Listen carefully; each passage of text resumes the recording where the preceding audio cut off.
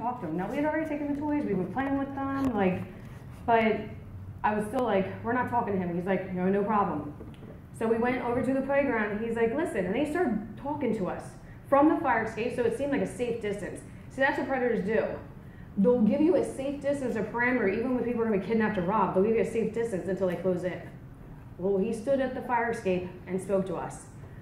And he started bartering and bargaining with us. He started giving out some dollar amounts and some prices and telling us, you know, I just want one picture. There was a picnic table in his yard, and he's like, I just want one picture of you. If you just take one picture. And he started upping the ante, the dollar amount. So now we're sitting on like the swing looking at this guy like, how high is this going to go? We're sitting here like thinking about it. My cousin's like, that's a lot of money. I'm like, that's a lot of pizza and candy. I'm thinking, wow. We have a little pizza place next door. So I'm like, got to a dollar amount. I think it was like $20 and $10. And we agreed. So now we're bargaining and bartering with this stranger, and we're just kids. The guy comes down, and at this point I'm like, ugh, I gotta do it. He wants a picture of me, so I'm like, this stinks. I'm like, I need a little bit more money. So my cousin's like, I'll give you half of mine. I'm like, no, I think he should. So anyway, we went down to the picnic table. I sat down at the picnic table, and all of a sudden I saw him coming down the steps. Like, now what? I'm like, what the heck? Like, he came out with this red rag, and I'm like, what is this red rag? So he comes down. He's like, listen, I want one picture of you on the bench, and that's it. You guys, he gave the money. Once he put the money in our hand, we then owed him. We took the tray and the handoff, and this is where the mental process comes in, where it becomes a partnership. I had that money in my hand. I'm looking at him. I'm looking at this nasty. It was a dirty red T-shirt, like disgusting. Like I looked and I could tell dirt. I was like, now I have to wear some dude's dirty red T-shirt. He's like, you can just put it over your clothes. Just put it over. Knowing what I know today, I put that red T-shirt on. I gave my nastiest, like, growliest look, and he took the picture. Today I know that predators, besides very, secretive words and codes, what they'll use a lot of times is a certain color. This color represents a certain age group. When a buyer wants to buy a child, they look for the red T-shirt because I was 8 years old. When I turned 9, there was a turquoise vase. There's always a key item or a color that a kid will wear. When I was 9 years old, there was always a turquoise vase in almost all of my pictures. So I put that dirty red T-shirt on, and that's really, if it hadn't already began, it began from there. At that point, he acted like he owned us. That's when the threats came in. He threatened to kill my mother and kidnap my sister. He would show up at the bus stop. He would show up. It was really scary. He started grabbing us at that point and getting very rough. And every day, I ended up going to his house. Every day, I had to walk up those fire escape. And every day, when I would come through that window, there would be men waiting there. There was alcohol, there was drugs. I remember them doing lines. I remember I started smoking weed and drinking beer at like 8 years old.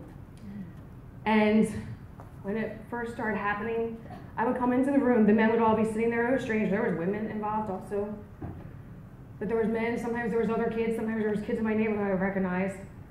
And I remember I would come in, and I would sit down, and I would go to the corner. I would start getting undressed. And I remember in the beginning I was very modest, and I was so scared, and I would just turn around and just wait for them. I was naked, standing before them. By the end, I just got undressed and just waited. This went on for 2 whole years of my life.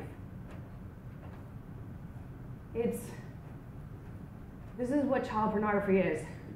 Every time there's a bust and we hear thousands of pornography pictures on someone's computer, I can tell you right now, there's one kid somewhere, there's kids somewhere, and this is what's happening to them. I've had several different procedures on my reproductive organs. 3 different major procedures, Luna and different things, laser uterine nerve ablation, because things got moved around, twisted in there, because of what this man did. To this day, I've never had children. I have a fertility doctor who doesn't even know it's possible. That's what child pornography does. I represent the children who are being forced into pornography. It's not a victimless crime, as we all are well aware of.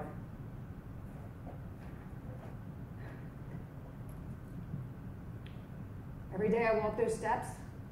By the time I reached the top, I couldn't even tell you my name. I was so detached and dissociated. I cried myself to sleep every night, and I will tell you this, my faith is what kept me. As I was getting abused and being smothered and suffocated and so on, I literally was praying in my head, and I don't know what your faith is if you have faith, but I would tell you right now, I knew in my heart it was Jesus that was comforting me. That's how I made it. These are the neighborhoods.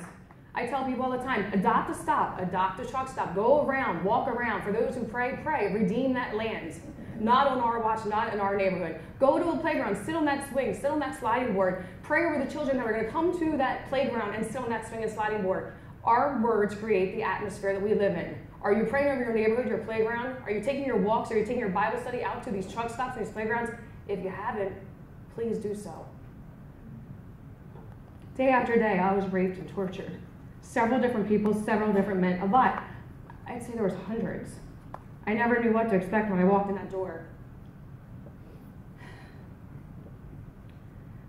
The memories, the triggers, constant fear.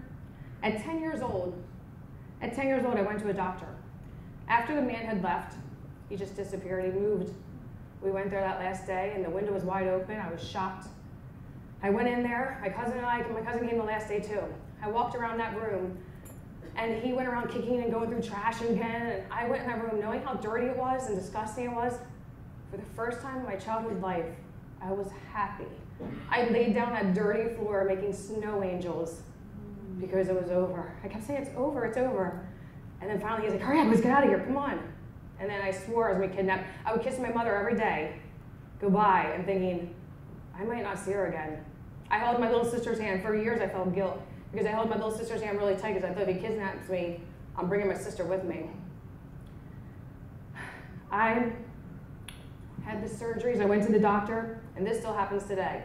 I went to the doctor and he told me, what do we, like when he looked at my mom, he looked at me, and they told my mom to leave the room, and they still do this, even though a lot of places don't, some do. My mom left the room, and he looked at me, he's like, what do I gotta do? And I looked at him as serious as a little kid can say, and I said, it's not gonna happen again, it's over. And he said to me, he looked, he pushed on his glass and wheeled his little chair and looked and said, if it happens again, I'm gonna have to do something. I went home with an antibiotic at 10 years old for an STD, and I didn't even have my period yet. It ended like it began. But in closing right now, I just want to tell you, it is a story of restoration. Because I held on to my faith, I was able to be restored. I couldn't tell my mom. My mom ended up passing away several years ago, and really that's the only reason why I can even come forward and be standing here today, because it would have broke her heart. She was a single mom sent to a private Christian school, and this still happened. I come forward today because she's already passed away, and now I'm free to tell my story.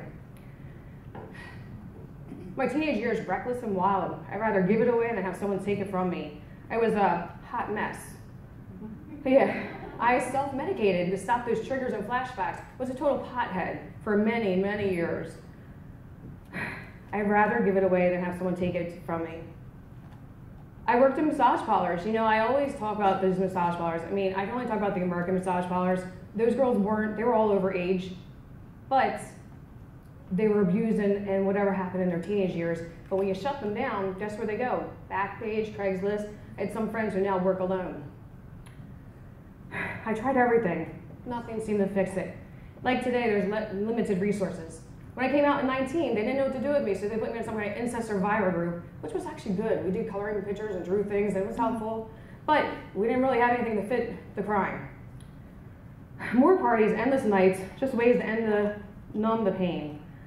I would go in a car, I would hitchhike, I would jump in the car with my friends for beer and weed, and I'd jump in the front seat, my friends would all pile in the back, and they would be like, God, you're so brave. And I would think, what are they gonna do? Rape me? Kill me? I didn't care. Then I thought, okay, school is success. I went to school several times. I went to school several different places in the country. I have a lot of friends, same friends from childhood, literally. I acted very normal. I was very social. I thought success was it. I have 11 United States patents, a registered trademark, and 2 corporations. I thought if I succeed, maybe I could just forget about my pain and what I went through. But as everyone's life went on, I realized there was something inside I just could not get past. My house burned down in 2008, and that was really my turning point. As my house was burning, I was having a huge party. I was so rebellious that even when the cameraman came there, I put Stoli as my last name for the vodka. Okay, yeah. And my family was a little bit upset. But I was just reckless. I really didn't care about anything. And